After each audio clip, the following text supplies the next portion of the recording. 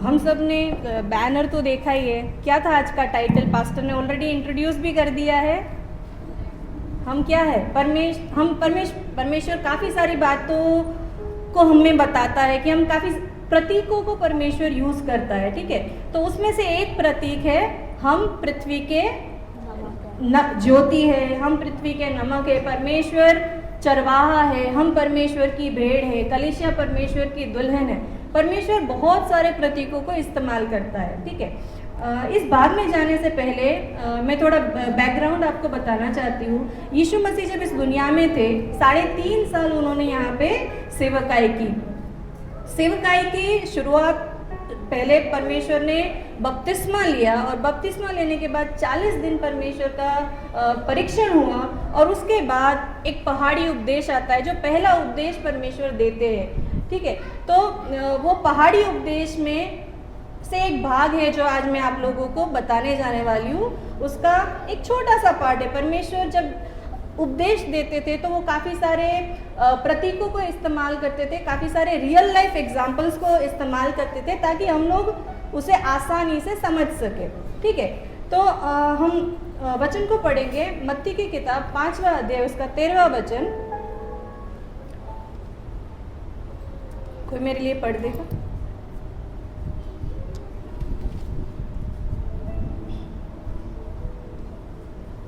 तुम पृथ्वी के नमक हो, परंतु यदि नमक का स्वाद बिगड़ जाए तो वह फिर किस वस्तु से नमकीन किया जाएगा? फिर वह किसी काम का नहीं, केवल इसके कि बाहर फेंका जाए और मनुष्यों के पैरों तले रौंदा जाए। ओके। तुम पृथ्वी के नमक हो। परमेश्वर हमसे क्या चाहता है, ठीक है। हम इसको थोड़ा और व्यक्तिगत रूप में लेंगे। मैं पृथ्वी का नमक हूँ। अपने बाजू वाले से कहिए, मैं पृथ्वी का नमक हूँ, ठीक है। ओके। हमने शुरुआत में पास्टर से सुना काफ़ी सारी बातें हैं ना, कि नमक का महत्व क्या है। हम थोड़ी और बातें भी आज सीखेंगे कि देखो, परमेश्वर जब बोलता है तो हमको तो नमक यही पता है कि नमक हम सब्जी में डालते हैं, चावल में डालते हैं ना, लेकिन मैं पृथ्वी का नमक हूँ, उसका मतलब क्या है? एक्चुअली परमेश्वर क्या चाहता है, ठीक है। यहाँ पे काफ़ी सारी चीज़ें आती है, तो हम अलग अलग बातों को सीखेंगे कि जब परमेश्वर ये बताते हैं कि तुम पृथ्वी का नमक हो तो उसका मतलब क्या है। देखिए, एक विश्वासी होने के नाते हमें ये बहुत इस बात का ध्यान रखना है, याद रखना है कि परमेश्वर हम क्या काम करते हैं उससे ज़्यादा हम अंदर से कैसे हैं, हमारा मन कैसा है, इस बात में ज़्यादा दिलचस्पी रखता है। प्रभु को देखो, काम हम जैसे अंदर से है वैसे ही हमारे काम भी प्रकट होंगे, ये बात है। लेकिन अंदर कई बार हम ऐसे सारे काम कर देते हैं ना कि लोगों को खुश करने के लिए कि लोग कैसा सोचेंगे, लेकिन हमें ऐसा नहीं सोचना है। परमेश्वर ऐसा नहीं सोचता है। परमेश्वर दिल को देखता है। आपको मालूम है, जब शमूएल दाऊद एक राजा चुनने के लिए दाऊद के यिशै के पास गया था, जो दाऊद का पिता था, तो वो उसके सारे दूसरे भाइयों को देखता है ना, कि दूसरे भाई एकदम हट्टे कट्टे, एकदम लंबे चौड़े, एकदम डील डोल में अच्छे थे। लेकिन परमेश्वर शमूएल से कहता है ये नहीं। जब दाऊद आता है जो एकदम छोटा था सब में, और शायद उसके घराने में उसकी इतनी शायद वैल्यू नहीं थी, लेकिन परमेश्वर की नज़र उसके ऊपर पड़ती है, क्योंकि परमेश्वर ने दाऊद के दिल को देखा था। परमेश्वर ने देखा था कि जब ये भेड़ों को चराता था तो वो क्या करता था, वो भेड़ों को चराता था, परमेश्वर की आराधना करता था। वो ऐसे ही परमेश्वर के दिल के पीछे नहीं चला। मतलब प्रभु बोलता है ना, शायद और किसी को बाइबल में नहीं कहा गया है कि जो परमेश्वर के दिल के पीछे रहने वाला इंसान। दाऊद को परमेश्वर कहता है कि ये मेरे हृदय के पीछे रहने वाला इंसान है। क्यों? क्योंकि वो प्रभु की सुनता था, वो जानता था कि परमेश्वर उसके बारे में क्या सोचता है। तो हमें ध्यान रखना है कि हम क्या करते हैं। परमेश्वर हमें अंदरूनी, हमारे मन को नया करता है ना। तो हम थोड़ी और बातें इस पद से सीखेंगे, इस वर्ष से सीखेंगे। पहली बात है, सॉल्ट इज़ वैल्यूएबल। नमक कीमती है।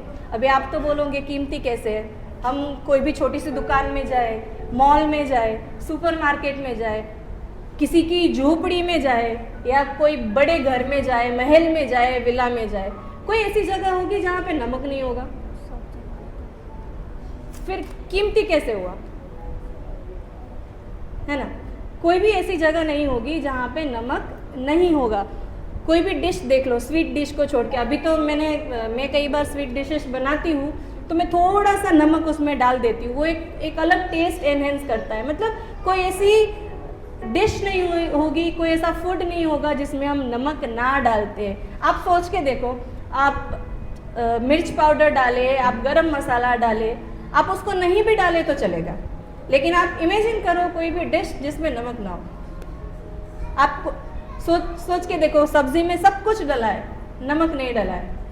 जो लोग खाना बनाते हैं, हमारे यहाँ पे तो भाई लोग भी बनाते हैं, थोड़ा उनका घरों में योगदान है, तो आपको भी पता है। आपको देखो, कुछ भी कमी होगा तो चलेगा, लेकिन अगर नमक कम होगा तो आप तुरंत घर पे बोलेंगे ना कि नमक कम है, नमक ला के दो। नमक शुरुआत में डले, बीच में डले या तो एंड में डले, उससे कोई फर्क नहीं पड़ता, लेकिन नमक ज़रूरी है, ठीक है। उसका मतलब नमक कीमती है, नमक का एक इम्पॉर्टेंस है ना। कोई भी डिश, कोई भी फूड ऐसा नहीं होता जिसमें नमक ना हो, नमक के बगैर आप उसको खा सके। तो पहली बात, सॉल्ट इज़ वैल्यूएबल, नमक कीमती है, नमक बहुमूल्य है। अभी परमेश्वर ने जब आपको नमक की तरह बोला है तो मैं बहुमूल्य हूँ। परमेश्वर की नज़र में आप और मैं बहुमूल्य है। आमीन। परमेश्वर हमने हमको अपनी हथेली पे कोतर के रखा है। परमेश्वर, हम उसकी आंखों की पुतली है। आप सोच के देखो, आपकी आंख में एक छोटा सा तिनका चला जाए, तिनका तो बड़ी बात है, कुछ छोटी सी चीज़ चली जाए तो आपकी आंखें तुरंत बंद हो जाएगी। अगर आप परमेश्वर की आंख की पुतली जैसे हो, जैसे आंख उस अंदर की रेटिना को जैसे संभालती है, परमेश्वर भी आपको उस रीति से संभालता है। मतलब परमेश्वर आपको उतना बहुमूल्य समझता है। परमेश्वर आपसे सबसे ज़्यादा प्रेम करता है। कई बार क्या होता है ना, हम घर में रहते हैं, हम काम पे जाते हैं, हमारे दोस्त होते हैं, कई बार ऐसा हो सकता है कि शायद वो लोग हमें जानते नहीं हैं, या उनके व्यवहार के अनुसार, गुस्से से या सिचुएशन के आधार पे कई बार वो हमें काफ़ी सारी बातें बोल देते हैं। तो हम कई बार उन बातों के ऊपर विश्वास कर लेते हैं कि कैसा है, नालायक है, इसमें तो बुद्धि ही नहीं है, या हम कई बार काफ़ी सारी चीज़ों को सुनते हैं। लेकिन जब हम ऐसी बातों को सुनते हैं तो हमें हमेशा याद रखना है कि हम परमेश्वर की नज़र में बहुमूल्य है। आपको पता है, दाऊद जब गोलियात का सामना करने के लिए गया तो गोलियात ने दाऊद को क्या बोला कि एक कुत्ते के समान मनुष्य मेरे सामने आ रहा है। आपको क्या लगता है, दाऊद ने उसकी बातों को सुना? दाऊद परमेश्वर के हृदय के पीछे रहने वाला, परमेश्वर की आराधना करने वाला इंसान था। दाऊद ने क्या किया? दाऊद को मालूम था कि परमेश्वर, जब वो परमेश्वर में है तो उसकी वैल्यू क्या है। वो अपनी वैल्यू परमेश्वर में बहुत अच्छे से जानता था। इसीलिए उसने उस गोलियात, जो दिखने में तो दाऊद से 100 गुना बड़ा होगा, उसके ऊपर भरोसा नहीं किया, ना उसके ऊपर अपनी नज़र की। उसने परमेश्वर के ऊपर अपनी नज़र रखी और देखा कि परमेश्वर के नज़र में मैं कितना बहुमूल्य हूँ। आपको पता है, जब शैतान हमला करने को आता है, सबसे पहले वो एक इंसान की पहचान के ऊपर हमला करता है। यीशु मसीह का जब परीक्षण हुआ, जब 40 दिन के उपवास के बाद डेजर्ट में जब उनका परीक्षण हुआ, तो सबसे पहले शैतान ने उनको क्या बोला? अगर तू परमेश्वर का पुत्र है। परमेश्वर, शैतान जब हमला करता है तो सबसे पहले किसी की पहचान, आइडेंटिटी के ऊपर वो हमला करता है। हमें ये बात ध्यान रखना, याद रखना, अपने आप को निरंतर इस बात को याद दिलाना बहुत ज़रूरी है कि मैं परमेश्वर में कौन हूँ, मेरी परमेश्वर में क्या पहचान है। मैं धर्मी हूँ, मैं पवित्र हूँ। परमेश्वर, देखो हम इंसान हैं, हम गलती कर सकते हैं, ये परमेश्वर को पता है। उसका मतलब ये नहीं है कि हम परमेश्वर से दूर हो जाए, है ना। हमें किसी भी हालत में परमेश्वर के पास आते रहना है, चाहे हम गलती करें चाहे ना करें। हमें, हाँ देखो, हमारा एटीट्यूड ऐसा नहीं होना चाहिए कि हम बार बार गलती करें, लेकिन अगर हम गलती करते भी है तो भी हमें परमेश्वर के सन्मुख आना है, परमेश्वर को बोलना है, प्रभु मुझसे ये गलती हो गई तो मुझे माफ़ कर, है ना। यीशु मसीह ने उस समय किस चीज़ का सहारा लिया? परमेश्वर का वचन कहता है। तो जब हमारे साथ भी देखो, यीशु मसीह परमेश्वर का पुत्र था, उसके ऊपर भी परीक्षण आया। हम किस खेत की मूली है, हमारे ऊपर भी आ सकता है ना। अगर शैतान ने यीशु मसीह को नहीं छोड़ा तो आपको क्या लगता है मुझे और आपको वो छोड़ेगा? कभी नहीं छोड़ेगा। ठीक है, शैतान ही is like a roaring lion, वो गरजते सिंह के समान है। जितना हम परमेश्वर में बढ़ने के लिए प्रयास नहीं करते कई बार, उससे ज़्यादा वो हमें वहाँ से गिराने के लिए, वहाँ से खींचने के लिए प्रयत्न करता रहता है। वो उसको आराम की ज़रूरत नहीं है। हम कई बार थक जाते हैं, हमको लगता है कि यार मैं थक गया, प्रार्थना नहीं करूँगा तो चलेगा, वचन नहीं पढ़ूंगा तो चलेगा। शैतान ऐसा नहीं है, वो 24/7 आपको गिराने के लिए वो कार्यरत रहता है। तो आप सोच के देखिए कि हमें अपने विश्वास में, अपने उद्धार के लिए प्रयास करने के लिए, मेहनत करने के लिए कितना ज़्यादा एक्टिव रहना ज़रूरी है। हम एक दिन खाना नहीं खाएंगे तो कमज़ोर महसूस करते हैं, ये तो आत्मिक भोजन है। अगर एक दिन आत्मिक भोजन नहीं लेंगे तो हम कितना अपने आप को कमज़ोर महसूस कर सकते हैं ना। तो हमें इस बात को हमेशा याद रखना है कि हम परमेश्वर की नज़र में बहुमूल्य है और हमें परमेश्वर के सन्मुख हर बात में आते रहना है। ठीक है, हम एक वचन को निकालेंगे, 1 कोरिन्थी उसका 6वां अध्याय और उसका 3रा वचन।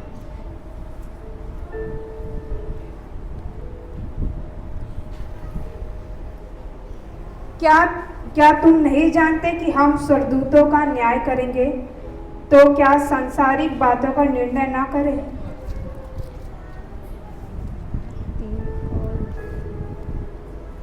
3:6 ओके, आगे पढ़ेंगे। यदि तुम्हें सांसारिक बातों का निर्णय करने का हो तो क्या उन्हीं को बैठाओगे जो कलीसिया में कुछ नहीं समझे जाते। एक मिनट, मेरे से एक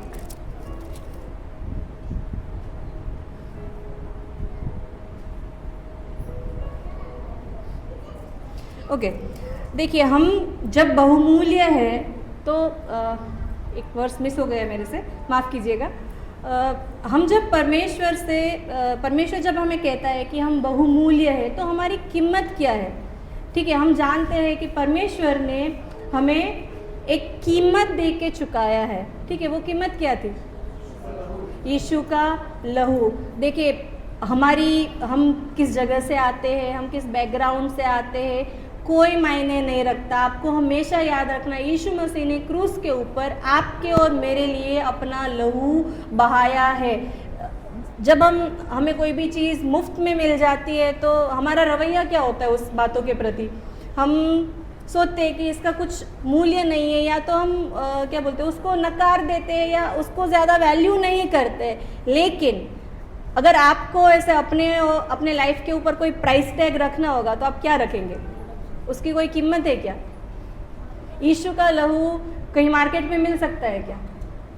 पहले के ज़माने में ऐसा होता था ना कि एक बार पाप किया, एक बछड़ा या कोई भी एक एनिमल को मार दिया जाता था उसके प्रायश्चित के लिए। लेकिन आपके और मेरे प्रायश्चित के लिए जब यीशु मसीह ने अपना खून बहा दिया, वो कहीं पे भी मिल सकता है क्या? एक बार वो बलिदान हो गया, वो वापस हो सकता है क्या? वो वापस नहीं हो सकता। आप और मैं बहुत बहुमूल्य। आप देखो, हम बहुत लोगों से सुनते हैं ना कि मैं आपसे, जैसे अपने परिवार वाले, मम्मी पापा, अपने पति पत्नी, हम भाई बहन, काफ़ी लोगों से सुनते हैं ना कि मैं आपसे बहुत प्यार करती हूँ, है ना। लेकिन अगर आप सोचे कि किसी को जान बचाने की बात आए तो सबसे पहले अपनी जान बचाएंगे। कोई आपके लिए कोई खरोच भी लेगा अपने शरीर पे? सोच समझ के लेगा। देखो, अनजाने में शायद हो सकता है, पर सोच समझ के कोई आपके लिए कुछ भी सहन करेगा, कुछ भी खरोच लेगा, कुछ भी कोड़े खाएगा। यीशु मसीह ने वो हमारे लिए किया क्योंकि हम उसकी नज़र में बहुमूल्य है, क्योंकि यीशु मसीह हमसे बहुत प्यार करता है। ठीक है, परमेश्वर ने हमसे प्रेम किया है, परमेश्वर ने हमको एक मूल्य दे के खरीदा है। हमारे लिए वो शायद हमको फ्री में मिला है, लेकिन वो उसकी कोई कीमत नहीं है, ऐसा नहीं है। वो बहुमूल्य चीज़ है। परमेश्वर ने हमें वैसा बहुमूल्य समझा है परमेश्वर ने, है ना। और हम दूसरी बात देखेंगे। देखो, ये तो आज के ज़माने की बात हो गई कि कैसे नमक कीमती है, लेकिन यीशु मसीह के समय में ऐसा नहीं था। यीशु मसीह के समय में अगर आपको पता हो कि कैसर के समय में अगर जो वहाँ पे रोमी सरकार राज्य करती थी, तो उस समय में जो वहाँ के सोल्जर्स थे, जो जवान थे, उनका जो आज तो हमें पैसे मिलते हैं ना कि 1 महीना काम किया तो उसके बाद हमें पैसे मिलते हैं, लेकिन उस समय उनका जो क्या बोलते हैं सैलरी जो होती थी वो नमक के रूप में दिया जाता था। अभी नमक क्यों, एज अ नमक वो लोग क्यों देते थे? क्योंकि रोमन जो लोग होते थे, जो रोमी साम्राज्य के लोग होते थे, वो नमक को बहुत शुद्ध और पवित्र मानते थे। लाइक नमक एक वाइट एकदम सफ़ेद और एक शुद्ध प्रॉपर्टी या उसमें ऐसे गुण है नमक में, ऐसी जगह से वो आता है। जैसे नमक को बनने के लिए सूरज और समंदर की ज़रूरत होती है, जो दोनों ही एकदम वाइट और प्योर गिने जाते हैं ना। तो इसीलिए उनके समझ में ये बहुत ही नमक बहुत इम्पोर्टेंट रोल प्ले करता था, आज के जैसा नहीं है। तो परमेश्वर, जब हम परमेश्वर में हैं, तो जो दूसरी बात जो हम यहाँ पे सीखते हैं, नमक एक पवित्रता को दर्शाता है। Salt speaks of about the purity, है ना। तो हमें जब हम परमेश्वर में, अभी मतलब शुद्धता या तो पवित्रता का मतलब क्या है?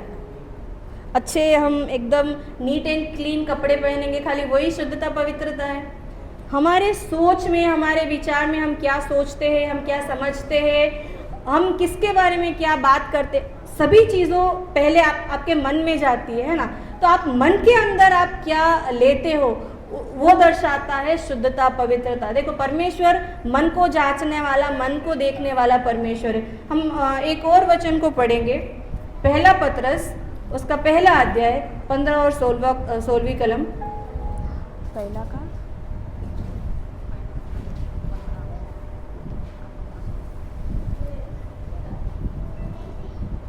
पर जैसा तुम्हारा बुलाने वाला पवित्र है, वैसे ही तुम भी अपने सारे चाल चलन में पवित्र बनो।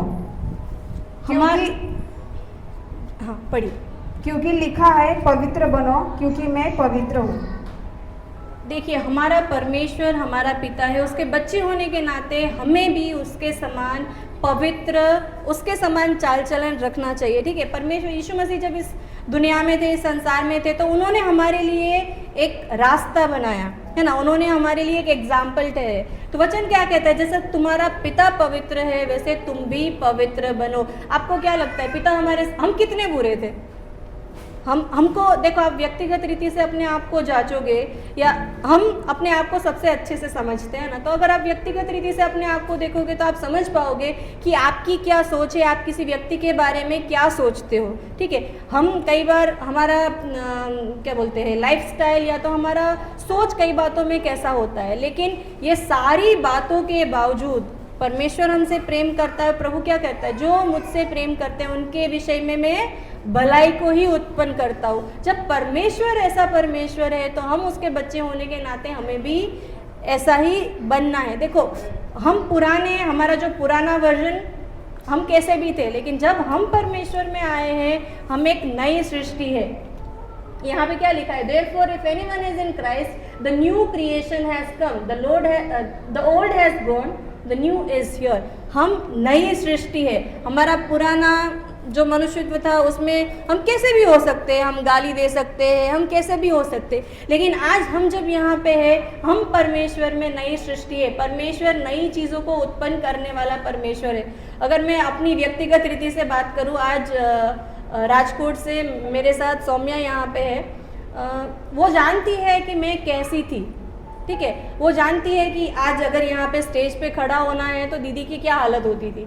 लेकिन ये जो नई बात जो किया है वो परमेश्वर ने किया है। तो परमेश्वर नई सृष्टि को करने वाला परमेश्वर है। देखिए, ऐसा नहीं है कि नई बातों में परमेश्वर खाली गलत या बुरी आदतों को ही बदलता है, नहीं। परमेश्वर काफ़ी सारे स्किल्स भी आपको देता है, वो भी एक नई सृष्टि है। नई सृष्टि मतलब जैसे पिछले सप्ताह हमने सिस्टर से सुना था कि जो पहले नहीं था, नया मतलब क्या है? ऐसी चीज़ जो पहले थी ही नहीं, ऐसा तालंत जो पहले था ही नहीं, वो भी परमेश्वर आप में ला सकता है। तो परमेश्वर ऐसा परमेश्वर है जो हमें नयापन लेके आता है, पुरानी बातों को निकालता है। जो दूसरी बात हम सीखते हैं वो है परमेश्वर में हम पवित्रता, सॉल्ट पवित्रता को दर्शाता है। तो जब हम परमेश्वर के बच्चे हैं, जब हमारा पिता पवित्र है, तो हमें भी पवित्र और शुद्धता का एग्जाम्पल बनना है। जब लोग हमें देखते हैं, चाहे हमारे ऑफिस में हो, मैं स्कूल में जॉब करती हूँ, आप कहीं और पे काम करते हो, तो जब लोग आपको देखते हैं तो ऐसा नहीं होना चाहिए कि अच्छा ये तो मसीह है, ये तो झूठ बोलता है, ये तो जोल करता है। आप एक गलत एग्जाम्पल उनके सामने रख रहे हो, ठीक है। जब लोग आपको देखें तो वो आपको एक एग्जाम्पल, जब आप उनके सामने परमेश्वर की बातें, सुसमाचार लेके जाओगे तो वो कैसे सुनेंगे? अगर आपने अपना एग्जाम्पल उनके सामने सही नहीं रखा है तो वो कैसे सुनेंगे? देखिए, हमें लोगों को सुसमाचार सुनाना है, सही बात है, लेकिन सबसे पहले हमारे जीवन में काम करना है। मैंने किसी दास से ऐसे सुना था कि बाइबल में 4 पत्रियां है, 4 सुसमाचार की पत्रियां है, मैथ्यू, मार्क, लुक, जॉन, ठीक है, मत्ती, मरकुस, लूका, यूहन्ना, लेकिन 5वां सुसमाचार भी है, वो है आपका जीवन। आपकी बात सुनने से पहले लोग आपके जीवन को देखेंगे। तो ये बहुत इम्पॉर्टेंट है, बहुत ही ज़रूरी है कि आप एक सही एग्जाम्पल लोगों के सामने रखें, ठीक है, वरना वो हमारी कभी नहीं सुनेंगे, ठीक है। तो दूसरी बात जो हम सीखते हैं कि हमें भी पवित्र बनना है। जैसे नमक शुद्धता को, पवित्रता को दर्शाता है, और हम जब पृथ्वी के नमक है तो हमें भी शुद्ध और पवित्र बनना है। जो तीसरी बात पास्टर ने ऑलरेडी बताई थी कि सॉल्ट प्रिजर्वेटिव के तौर पे यूज़ किया जाता है। प्रिजर्वेटिव मतलब जैसे हम अचार बनाते हैं तो अचार में बहुत सारा नमक डलता है, क्यों? क्योंकि नमक सड़न को रोकता है। अभी तो देखो, पहले के ज़माने में फ्रिज कुछ भी नहीं हुआ करता था। पहले के ज़माने में क्या होता था? फ्रिज जैसा कुछ भी नहीं होता था, तो लोग चीज़ों को कैसे संभालते थे? हम ऐसी जगह पे रहते हैं, यहाँ पे कितने सारे क्या बोलते हैं, अच्छे से फ्रूट्स, वेजिटेबल्स, मीट भी मिलता है, ठीक है। तो पहले के ज़माने में उसको संभाला कैसे जाता था? संभालने के लिए उसको सॉल्ट के पानी में, सॉल्ट में रखा जाता था ताकि उसमें सड़न ना आ पाए। तो परमेश्वर ने जब हमें एज अ प्रिजर्वेटिव बोला है कि salt is used as a preservative, तो आप एज अ प्रिजर्वेटिव कैसे काम कर सकते हो? हम इस ज़माने में रहते हैं, अगर आप आजू बाजू देखें, रोज़ कितनी गलत न्यूज़ हम सुनते हैं, है ना।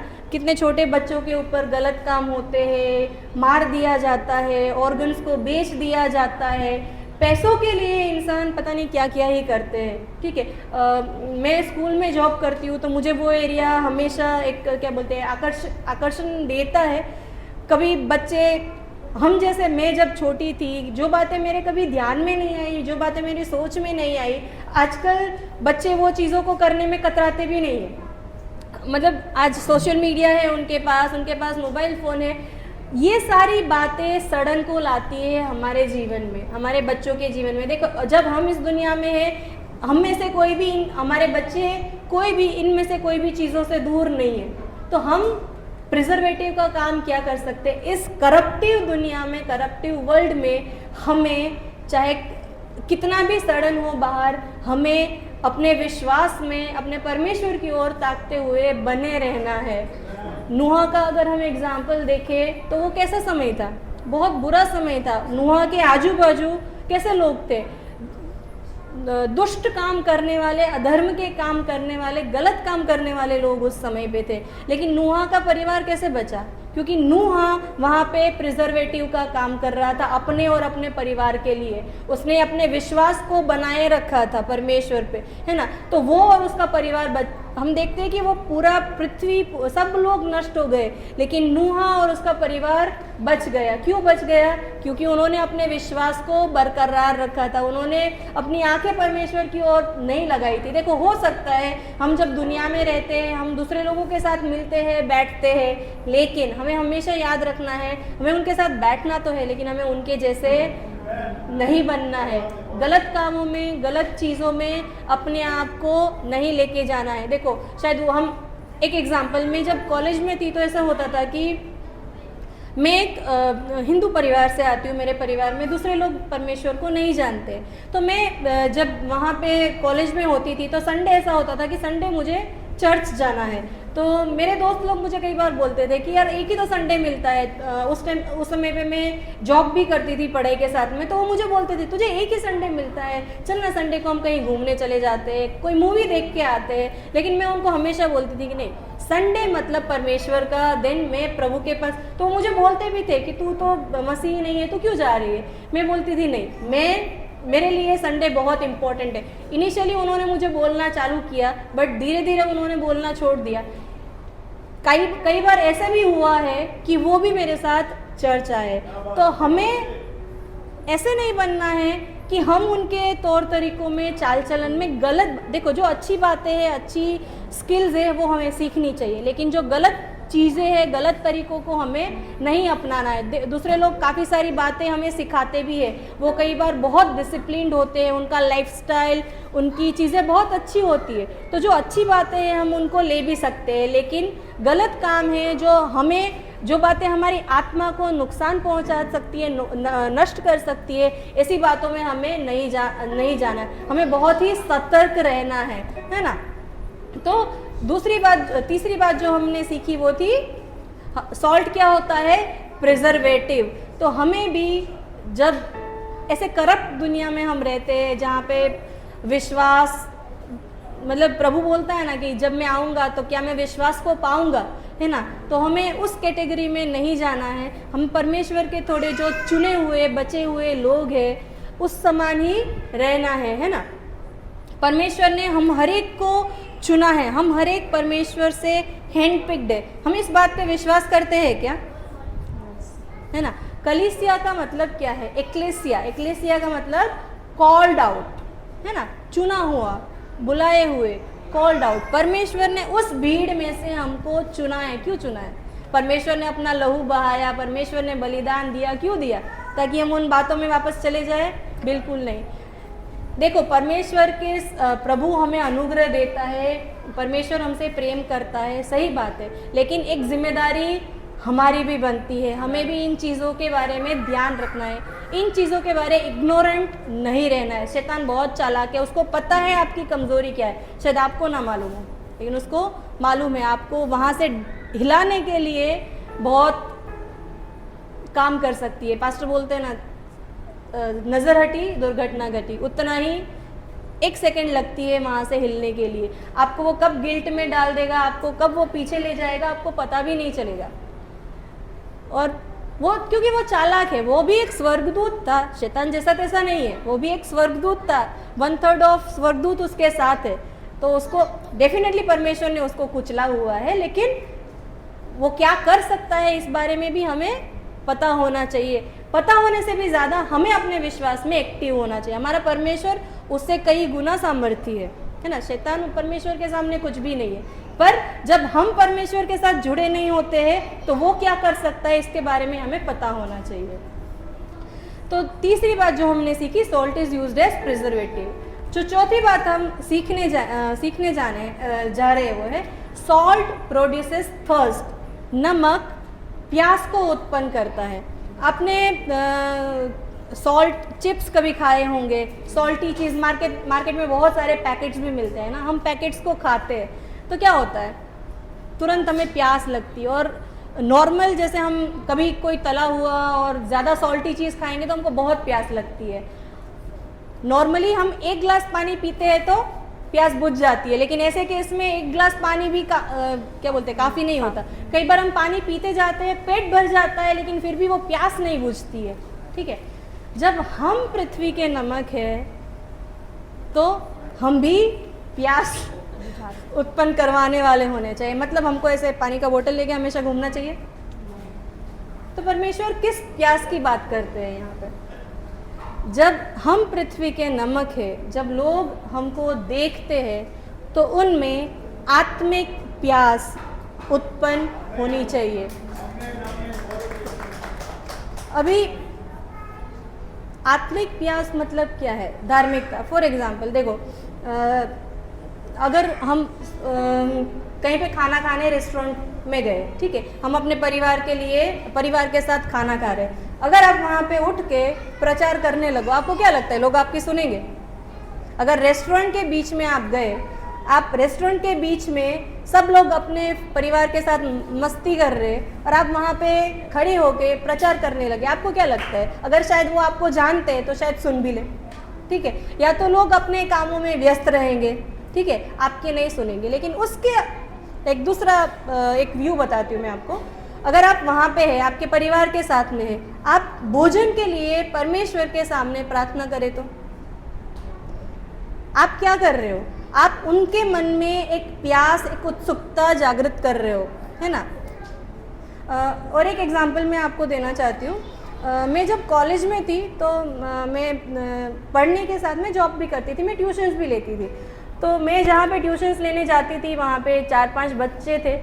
अभी मेरी एक प्रैक्टिस रहा करती थी, मैं जब भी ट्यूशन में जाती थी, वो लोग प्रभु को नहीं मानते थे लेकिन मैं उनके सामने प्रार्थना करती थी। मैंने उनको बोल के रखा था कि मैं कहीं पे भी जाती हूँ तो प्रार्थना करती हूँ, तो मैं एक छोटी सी प्रैक्टिस है, तो मैं आपके लिए भी यहाँ पे प्रार्थना करूँगी। तो पहले तो उन्होंने हिचकिचाहट दिखाई, लेकिन बाद में बोला ठीक है कोई बात नहीं, आप प्रार्थना ही तो कर रहे हो। तो बोला चलेगा, हमारे बच्चों के लिए और हमारे घर के लिए आप प्रार्थना करोगे, 2 मिनट लगता है तो कोई बात नहीं है।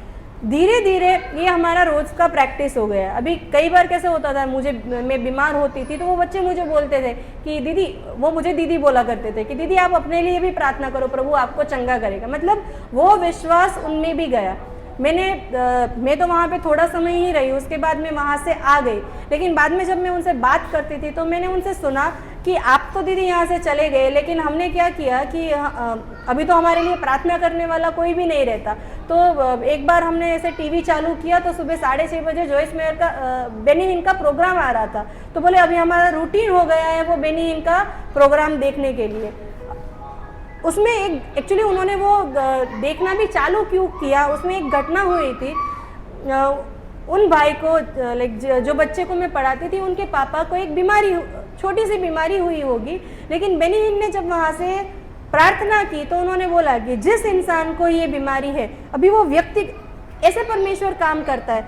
ये यहाँ पे गुजरात में बेनी हिन कहीं और प्रार्थना कर रहे होंगे, ये यहाँ पे जब उनके लिए प्रार्थना की गई और जब उनको चंगाई मिली तो इस रीति से परमेश्वर ने उनके लिए, यहाँ पे देखो व्यक्तिगत रीति से परमेश्वर ने उनके लिए कार्य किया, है ना। तो ऐसे हम किसी के जीवन में क्या बोलते हैं, थर्स्ट या तो प्यास, धार्मिकता की प्यास उत्पन्न करवा सकते हैं। हमको लगता है कि हम जो कार्य करते हैं वो छोटे मोटे कार्य होते हैं। कई बार अपनी वैल्यूज़ को बरकरार रखना कि नहीं, मेरा परमेश्वर बोलता है झूठ नहीं बोलना है, तो ये छोटी सी बात है, लेकिन किसी और के लिए वो क्या इम्पैक्ट करता है आपको नहीं मालूम। परमेश्वर का वचन कहता है कि अगर तुम किसी के लिए कुछ भला कर सको तो हमेशा उस भलाई के लिए तत्पर रहना। ज़रूरी नहीं है भलाई मतलब आप पैसा दो, किसी के लिए कंपैशन दिखाओ, किसी की बात सुनो, कई बार किसी को छोटी चीज़ में मदद करो, तो भी वो एक भलाई का काम है। तो हमेशा हमें ऐसे रहना है कि दूसरे जब हमें देखते हैं तो वो हम में परमेश्वर को देखने पाए, है ना, और हमारा जीवन उनमें परमेश्वर की प्यास को, धार्मिकता की एक प्यास को उत्पन्न करने वाला होना चाहिए। तो जब हम सॉल्ट है और जब एक नमक प्यास को उत्पन्न करता है, प्यास को बनाता है, तो जब लोग हमें देखते हैं तो वो भी परमेश्वर की ओर आकर्षित होने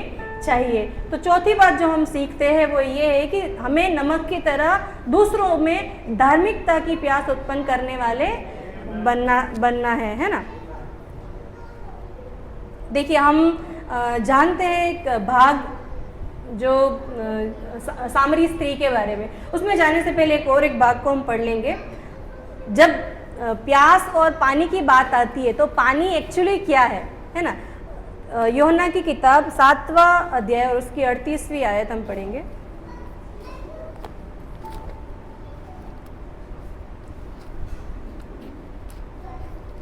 जो मुझ पर विश्वास करेगा, जैसा पवित्र शास्त्र में आया है, उसके हृदय से जीवन के जल की नदियां बह निकलेगी। जो परमेश्वर के ऊपर विश्वास करता है उसके हृदय से क्या निकलेगा? जीवन के जल की नदियाँ।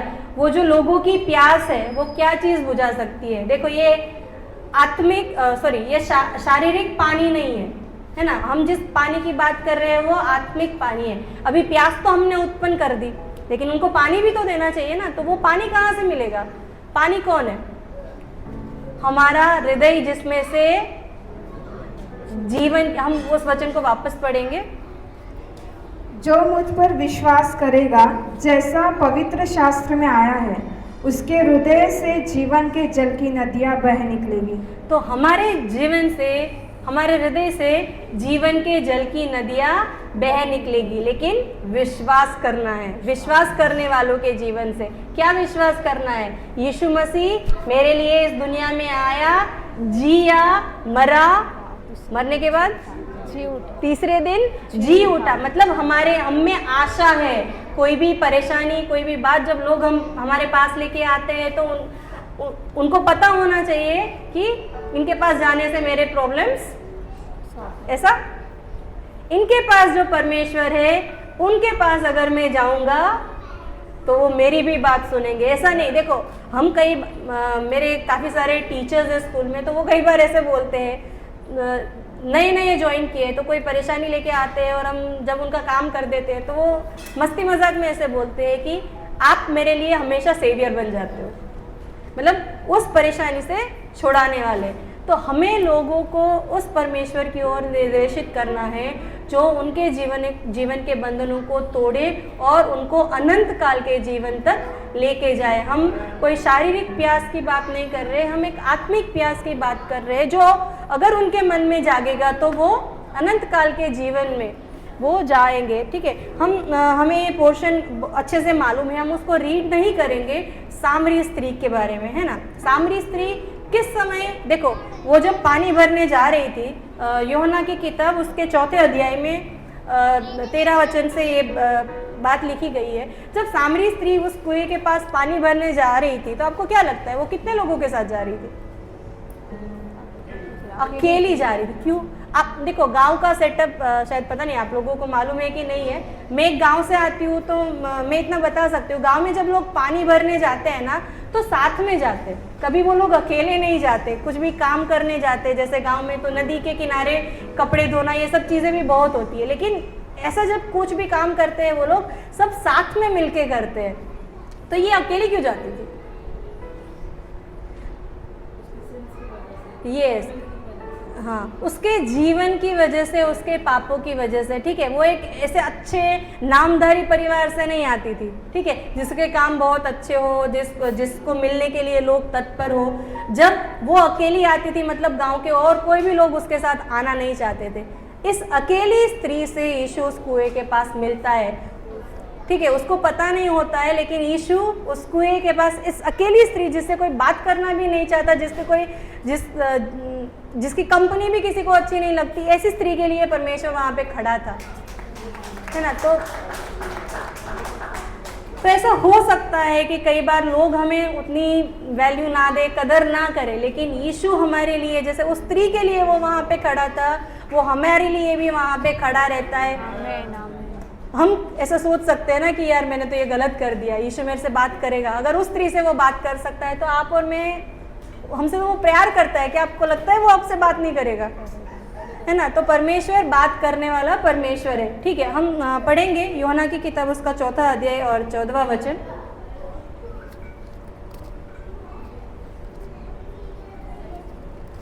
परंतु जो कोई उस जल में से पिएगा जो मैं उसे दूंगा, वह फिर अनंत काल तक प्यासा न होगा, वरन जो जल मैं उसे दूंगा वह उसमें एक सोता बन जाएगा जो अनंत जीवन के लिए उमड़ता रहेगा। अभी इस स्त्री के लिए, सामरी स्त्री के लिए, बाय द वे सामरी उसका नाम नहीं था, सामरिया एक प्रदेश का नाम था। अभी देखो बाइबल में उस स्त्री का नाम भी नहीं लिखा है, ठीक है। तो कई सारी जगह परमेश्वर ने नाम लिखा है, कई सारी जगह नहीं लिखा है, लेकिन इस केस में परमेश्वर ने उस स्त्री का, बाइबल में उस स्त्री का नाम नहीं लिखा है। मतलब वो कहना ये चाहता है कि आप कहीं से भी आते हो, कुछ भी हो, लेकिन जब आप अपनी पुरानी लाइफ के साथ परमेश्वर के पास आते हो तो प्रभु उसको क्षमा करता है। परमेश्वर आपसे बात करने के लिए रेडी रहता है। ओके, यहाँ पे प्रभु क्या कहता है कि जो, वापस एक बार पढ़ेंगे, परंतु जो कोई उस जल में से पिएगा जो मैं उसे दूंगा, वह फिर अनंत काल तक प्यासा न होगा, वरन जो जल मैं उसे दूंगा वह उसमें एक सोता बन जाएगा जो अनंत जीवन के लिए उमड़ता रहेगा। अभी इस स्त्री के लिए जो इतना दूर, कष्ट में, अकेली, धूप में, दोपहर मतलब धूप का समय, धूप में वहाँ से पानी भरने के लिए, उसको ये भी पता है मुझसे कोई प्रेम नहीं करता, नफरत करता है, ऐसे में पानी भरने के लिए आना हो और कोई उसको बोले कि मैं तुझे जीवन के जल का सोता दे दूंगा, तो उसकी मतलब खुशी क्या होगी कि अब तो मुझे पानी भरने के लिए आना ही नहीं पड़ेगा, हमेशा के लिए छुट्टी। अगर हमारे मतलब बहनों को मालूम होगा कि जब एक दिन मेड नहीं आती तो क्या हालत हो जाती है, ठीक है। लेकिन अगर परमेश्वर ने यहाँ पे क्या बोल दिया कि मैं तुझे जीवन के जल का सोता देता हूँ, ठीक है, तुझे अभी फिर प्यास न लगेगी, तो वो तो बहुत खुश हो गई। लेकिन परमेश्वर वो शारीरिक पानी के बारे में बात कर रहे थे क्या? परमेश्वर यहाँ पे आत्मिक प्यास के बारे में, आत्मिक पानी के बारे में बात कर रहे थे। तो हमारा जीवन भी परमेश्वर ने जब वो जीवन की नदियाँ हमारे हृदय में से बहाई है, तो हम जहाँ भी रहते हैं, हम जिस जगह पे काम करते हैं, चाहे आप स्कूल में पढ़ाई करते हो, कॉलेज में पढ़ाई करते हो, कहीं पे काम करते हो, आपका खुद का बिजनेस हो, लोग जब आपको देखें तो ऐसा होना चाहिए कि ये इंसान हमारे लिए आशीष का स्रोत है। इनके जीवन से जो जल की नदियाँ, वो जल की नदियाँ क्या दर्शाती है? वो एक्चुअली आशीष को दर्शाती है ना। तो वो आशीष, इसकी वजह से हम भी आशीषित हुए हैं, इसकी वजह से हमारा घराना आशीषित है, इस व्यक्ति की वजह से हमारा ऑफिस आशीषित है, इस व्यक्ति की वजह से हमारा स्कूल आशीषित है, इस व्यक्ति की वजह से हमारा कॉलेज आशीषित है, कलीसिया आशीषित है। हमें उस प्रकार का इंसान बनना है। तो सॉल्ट प्रोड्यूसेस थर्स्ट। जब लोग हमें देखें तो उनके अंदर धार्मिकता की प्यास होनी चाहिए और आप दूसरों के लिए एक आशीष का कारण भी बनने चाहिए। और आखिरी बात जो हम सीखेंगे, वापस हम जाएंगे मत्ती की किताब, उसका 5वां अध्याय और 13वां वचन, उसका दूसरा भाग हम पढ़ेंगे।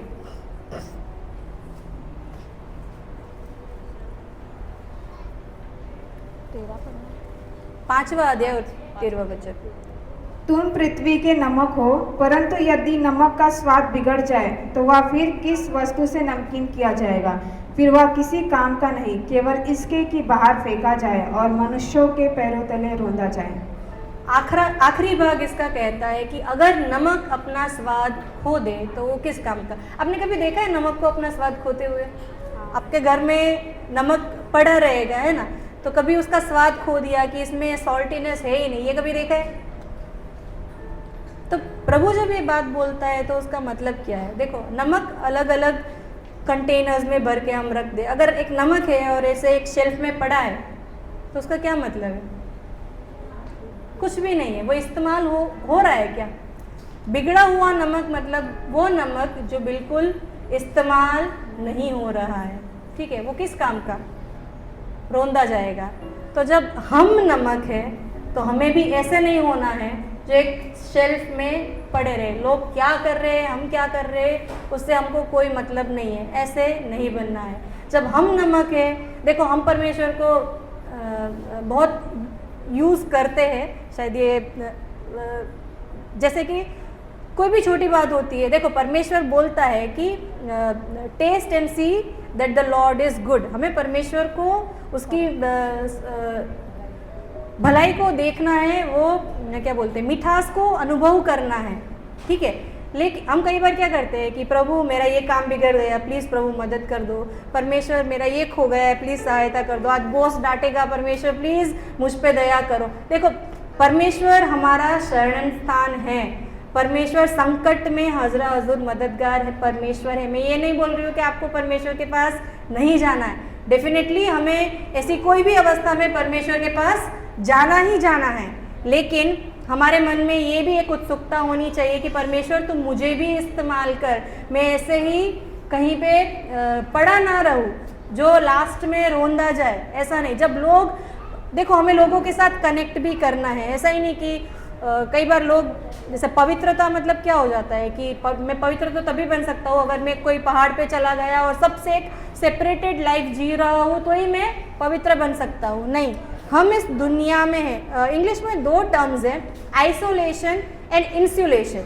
आइसोलेशन मतलब एक अलगाव, हमें एक सेपरेशन या तो अलग किया हुआ जीवन नहीं जीना है कि हम सभी लोगों से अलग, नहीं तुम लोग पापी हो, मैं नहीं, ऐसा जीवन नहीं जीना है। हमें उन लोगों के बीच में रहना है, लेकिन एट द सेम टाइम हमें ये भी याद रखना है कि हमें इंसुलेटेड रहना है। इंसुलेशन का मतलब जैसे देखिए, इस तार से, जो इलेक्ट्रिक वायर है यहाँ पे, इस तार से करंट पास हो रहा है ना, इसमें से करंट जा रहा है, लेकिन हमको वो करंट लग रहा है? क्यों नहीं लग रहा है? क्योंकि यहाँ पे एक रबर का मटेरियल है, इसको बोलते हैं इंसुलेशन।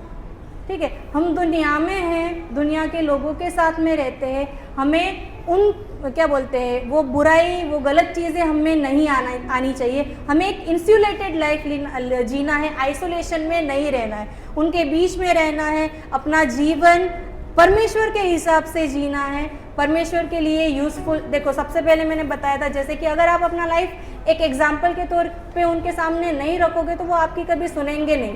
तो पहले एग्जाम्पल के तौर पे रखना है, फिर हमें उन्हें परमेश्वर के बारे में बताना है। तो उनके बीच में रहना है, कनेक्टेड रहना है, आइसोलेशन में नहीं चले जाना है, इंसुलेटेड रहना है। आपकी जो वैल्यूज़ है, आपके जो मॉरल्स है, वो आप में बने रहने चाहिए। जब लोग आपको देखें, आप में वो परमेश्वर को देखने चाहिए। जब लोग आपके पास से जाते हैं तो वो परमेश्वर की जो अरोमा है, जो सुगंध है, वो उनको आनी चाहिए। लोग हमको देख के ये नहीं बोलने चाहिए कि क्या खड़ूस इंसान है, कभी स्माइल भी नहीं करता। जब लोगों को देखो, स्माइल करो। उनकी देखो, यीशु जब इस दुनिया में थे तो वो दया दिखाते थे। लोग जब परेशानी में होते थे, लोग जब तड़पते होते थे, बीमारियों में होते थे, यीशु उनके ऊपर दया करते थे, है ना।